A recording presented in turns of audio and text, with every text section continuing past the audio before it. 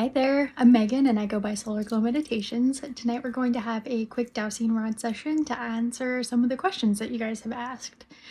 So recently I did some videos about owls, aliens, demons, angels, all those types of things, so there are some follow-on questions to that. So before we get started, if you're with me and willing to answer some questions, could you cross the rods to indicate yes? Thank you. And could you open them wide to indicate no? Thank you. Could you point to the direction of your energy?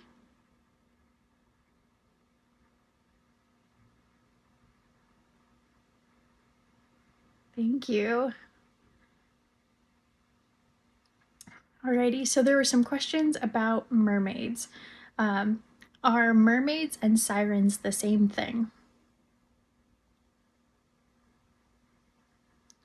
No, thank you.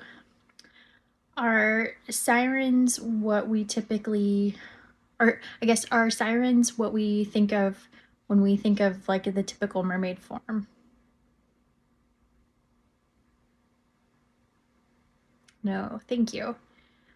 Do sirens take on the form of a mermaid-looking creature, but with some maybe differences? Yes, thank you. Do sirens have a whole bunch of teeth coming out of their mouth, kind of like a shark with like multiple layers and such? Yes, thank you. And do sirens and mermaids both exist in this dimension on occasion? Yes, thank you. Are mermaids and sirens both interdimensional beings?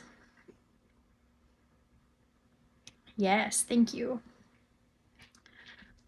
Do sirens and mermaids sometimes overlap on this dimension to where people can see them?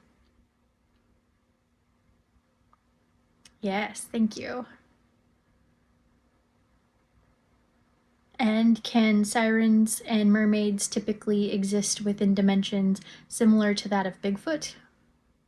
Thank you. And do they all use the same mechanism to go between dimensions? Yes, thank you. Is that mechanism that they use to do interdimensional travel, is that something that humans can do? Yes, thank you. Are there humans that know how to do this now? Yes, thank you.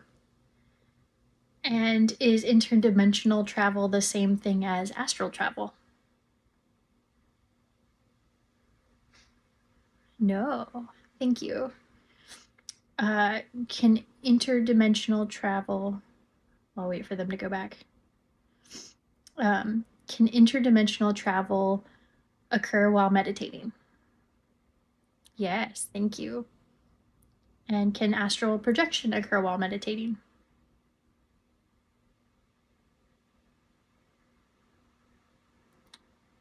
Yes, thank you.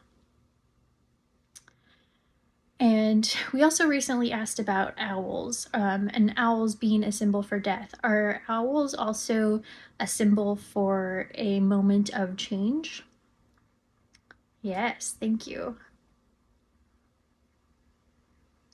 And can that change be positive when you see owls?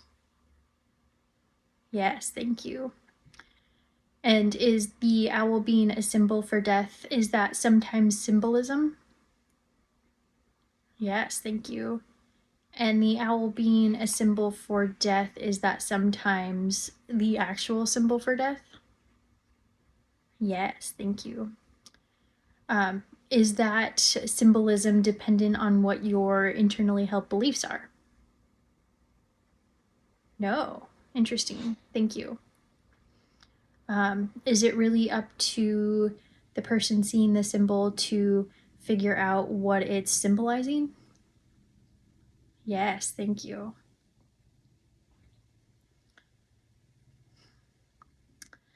I think that's all we've got time for tonight, so if you guys have further questions, please let me know in the comments. Thanks.